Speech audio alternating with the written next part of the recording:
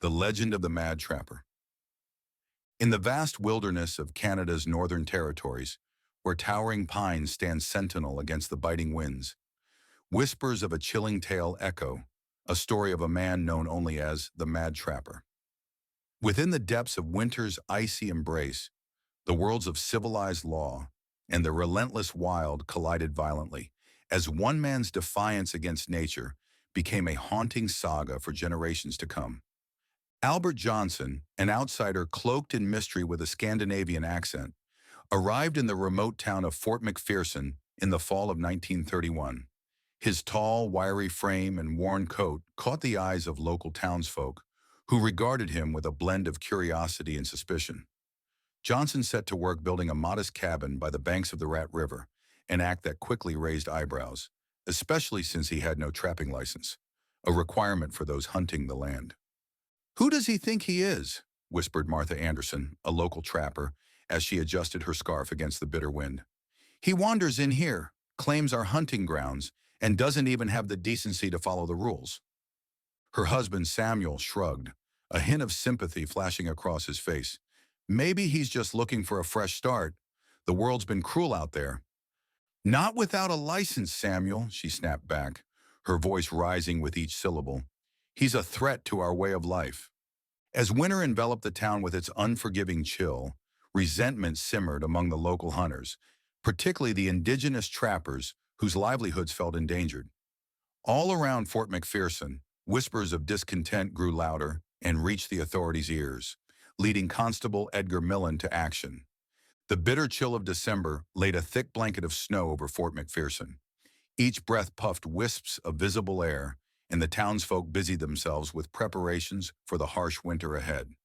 Yet the shadow of Albert Johnson loomed large, threading through the populace like a chilling breeze.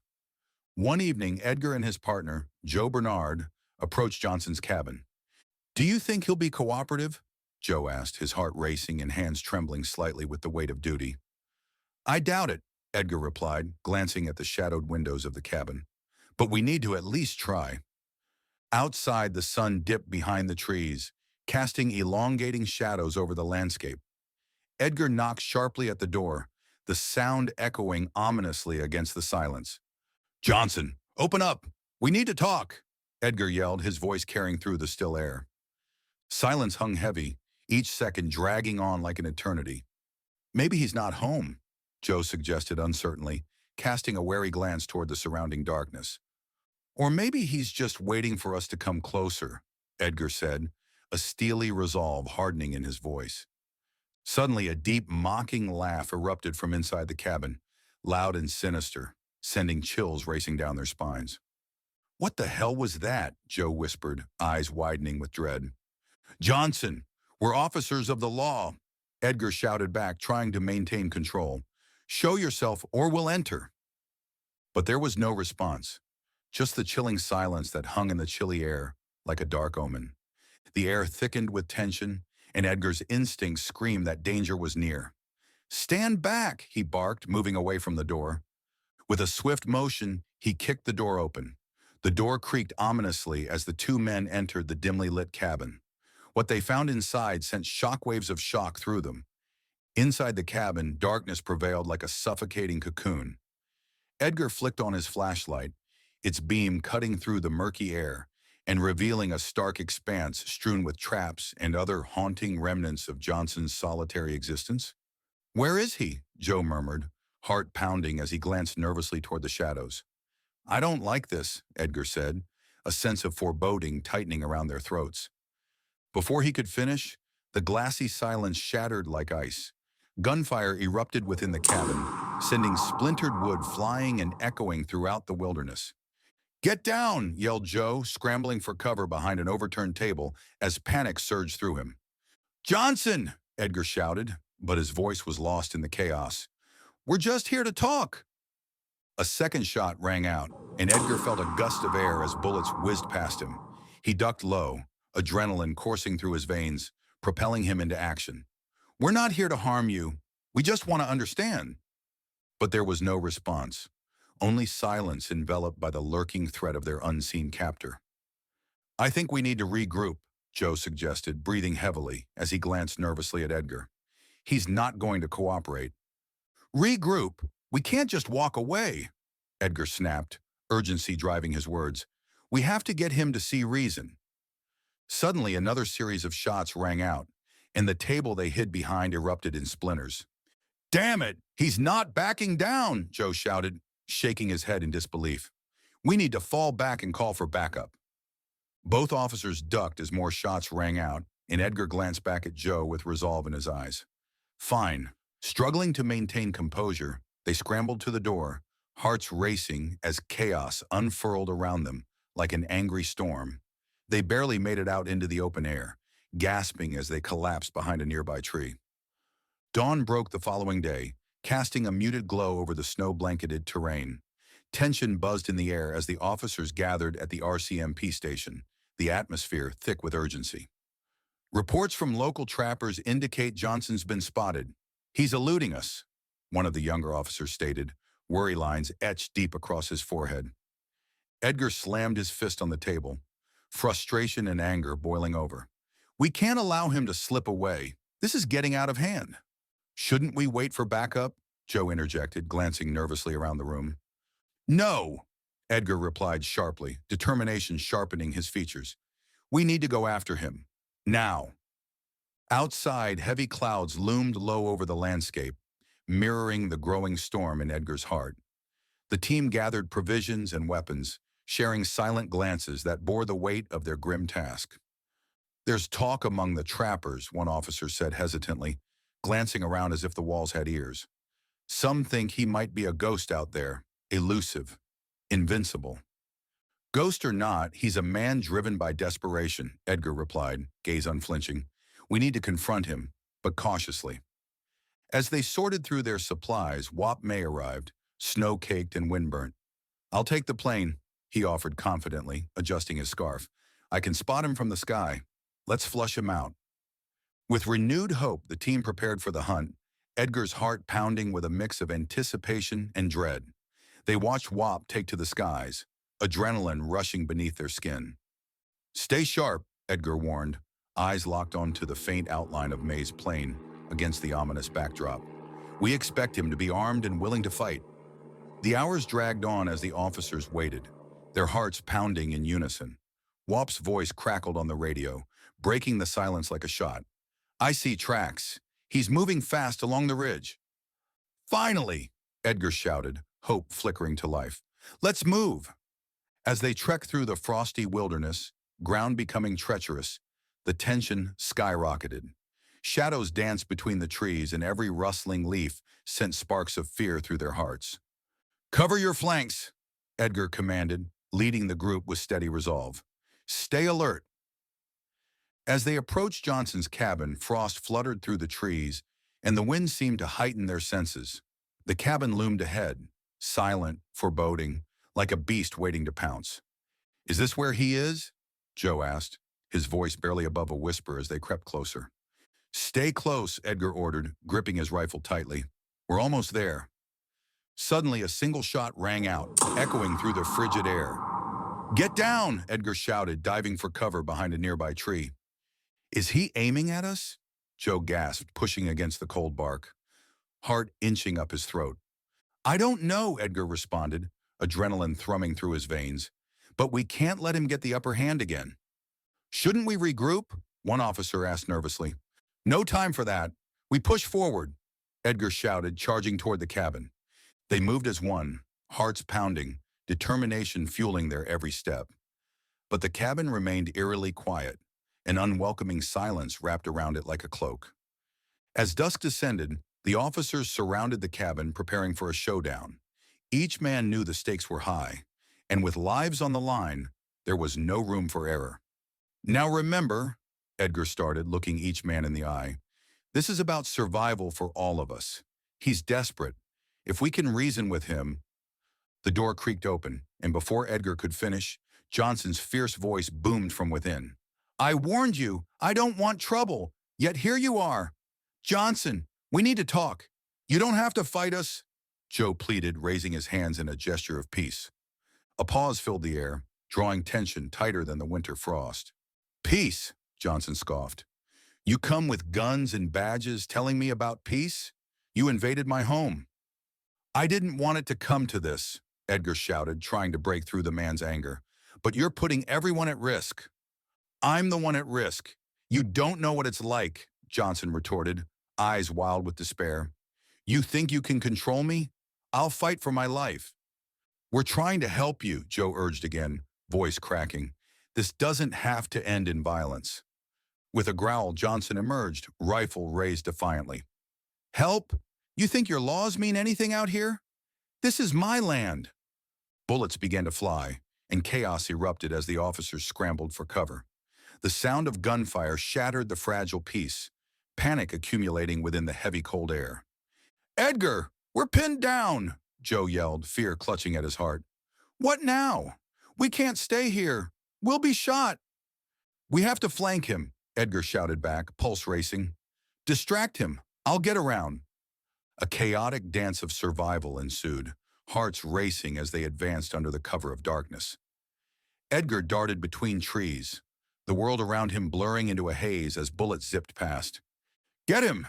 We can't let him escape, he thought, silent prayers racing through his mind between breaths. Another round of gunfire erupted, and an officer fell, a cry of pain cutting through the chaos. Stay down, Edgar yelled, horror flooding him as he rushed to his fallen comrade. Get Johnson, Joe shouted, his desperation ringing out. We can't give him the advantage. The chaos intensified, hearts thumping like war drums as Edgar continued to push through the darkened landscape, determination fighting against fear. Suddenly, he spotted Johnson, the man now a mere silhouette against the stark white of the snow. Johnson, Edgar yelled, stop this! Think about what you're doing. But Johnson grinned fiercely, a chilling expression against the cold air. I've thought about it long enough. Another shot rang out, narrowly missing Edgar, a warning shot echoing with the finality of a bullet carved in fate. As dusk deepened, the situation became perilous. The tension electrified the air around them, whispers of chaos ricocheting among the trees. Edgar pushed forward, his heart a war drum, echoing loudly against the silence. Is this really necessary? He yelled, desperate for Johnson to yield. You're driving this to a point of no return. Johnson's fury-filled laughter sent chills down Edgar's spine. You don't know what return means. You're on my land, my life. Do you think I'll go quietly? As another volley of gunfire erupted, the officers found themselves desperate, the air crackling with the threat of violence. Edgar could feel it all spiraling. Every second brought them closer to a reckless demise. Flank him! Get around the edges, he shouted, rallying the troops despite their fear. Joe nodded, gritting his teeth, determination stealing his resolve. Together, he said, eyes narrowing. On three. 1, 2, 3, they chorused, pushing forward as a unified force. The landscape erupted into an unpredictable battleground. The sound of gunfire ricocheted through the air like thunder. Edgar bounded forward, adrenaline pumping through his veins, heart racing. Johnson, he shouted, desperation tinged with urgency. You're not just fighting us. You're fighting yourself. But Johnson's response was obscured by another round of deafening shots, and as the smoke cleared, chaos clouded the landscape. The man's figure blurred with danger and anger, echoing the primal instinct to survive. I'm not going back, Johnson roared, his voice reverberating off the trees and deep into their souls. You'll never take me from my home. More shots echoed, each one resonating with urgency and despair, panic gripping the officers as they scrambled for cover. The wilderness thrummed with danger, amplifying their dread. The officers moved, hearts racing, adrenaline fueling their every action, and as they flanked him once more, something shifted in the intensity of the standoff. With the landscape spiraling into chaos, the cacophony of shots mixed with the howling wind, the sound of hearts racing echoed like a war cry. Let's end this, Edgar shouted, determination lacing his voice as he took one daring step forward, rifle raised, heart pounding with adrenaline that danced dangerously close to despair. But Johnson's eyes burned with the reflection of breaking sanity, the storm within him raging against the tide of an unyielding fate. The landscape erupted in chaos again as bullets flew, ricocheting off trees like thunder in a storm. The flame of desperation burned brightly within them as they leaped into action, the fear of failure battling against the grim uncertainty of their impending fate. As they encircled Johnson, their instincts overpowered each breath. The deafening booms rattled the wilderness as Edgar faced Johnson, their eyes locking, a moment suspended in time as each contemplated the other's resolve to survive. "Do you understand the fight for survival?" Edgar shouted over the din, desperation lacing every word. "You're fighting yourself. You can choose another way." The rage in Johnson's eyes flickered, just for a moment, revealing the fractured soul within. "Who are you to tell me what to choose?" he snarled, the fury bubbling over as he tightened his grip on the rifle. "Just a man trying to save another," Edgar replied, his voice piercing through the chaos, heart hammering as he stepped further into the conflict. "You'll die here if you don't stop." Johnson hesitated, eyes narrowing as he considered the weight of Edgar's words. In a heartbeat, the world seemed to hold its breath, the impending storm suspended in time. A single gunshot echoed, a deafening sound that shattered the stillness. Edgar closed his eyes against the reality, breath quivering, praying for a different outcome. As the aftermath settled in the stillness, the heavy silence blanketed them all. Edgar pushed through the sorrowful fog of confusion and uncertainty, eyes narrowing as realization set in. "Johnson!" he called, rushing toward the fallen figure, heart racing. Johnson lay crumpled against the cold ground, breath labored, a mixture of pain and defiance illuminating his features. "You think this is what you wanted?" Joe shouted, horror flooding through him as they dropped to Johnson's side. "What do you care?" Johnson gasped, the words spilling from his lips like broken glass. "You're just another uniform looking to uphold your precious laws." "No!" Edgar pleaded, heart racing with a mix of fear and determination. "We wanted to help you. You didn't have to fight." The blanket of snow around them bore witness to their tragedy, echoing through the endless expanse of nature as Johnson fought for the last remnants of his breath. "Help?" he echoed, eyes glinting with despair. "Look at what I've lost." "We've all lost something, Johnson," Joe insisted, desperation threading through every word. "But fighting won't bring it back." As they wrestled with the consequences, Johnson looked up, eyes dimming against a reality filled with sorrow. The weight of his choices began to settle around them, suffocating hope beneath layers of regret. "Sometimes," he managed to rasp, "the fight is all one has left." And with that, he took a shuddering breath, surrendering to the shadows beneath the ever-watchful sky. Years later, life in Fort McPherson moved forward, yet the tale of the mad trapper loomed like a specter over the community, a mourning echo intertwined with both fear and reverence. On a chilly winter evening, the townsfolk gathered around fires, sharing stories steeped in admiration and horror for the man who dared to challenge the laws of civilization. "What if," prodded Samuel Anderson, looking into the flames, "what if he wasn't just some madman? What if he had a life before this?" Martha nodded, curiosity piquing the interest of the group. "You remember the stories of Albert Johnson? The rumors said he was a fugitive? There was something more behind his past." Around the fire, young men and women sipped warm drinks, their eyes wide with wonder as they listened. "Do you think he was just running from something?" one asked apprehensively. "There's evidence," a local historian spoke up, engaging the group. "New archival documents have surfaced, revealing his identity. He was a former trapper from Norway, driven mad by poverty and loss." "That's hard to believe," Joe declared, shaking his head. "But if it's true, it paints a different picture, doesn't it?" "Perhaps he wasn't simply fighting against us," Martha added contemplatively. "Perhaps he was fighting against the darkness within himself, a reflection of the struggles we all face." As the flames crackled, the dialogue turned to theories about Johnson's life, the burden of survival shadowing the whispers of his tale like a ghost. "Maybe he was a tragic figure," Samuel mused thoughtfully, "a man trapped between two worlds, unable to escape his fate." The night grew heavy with introspection, and the men, for all their doubts, began to see Johnson in a different light. A man lost in the wilderness of his own making, forever seeking redemption. As the tale of the mad trapper wove through the hearts of those gathered, it became a haunting reminder that sometimes the greatest struggles happen within, a dance with despair that refuses to be silenced, the shadows of the Rat River lingering long after the world has moved on.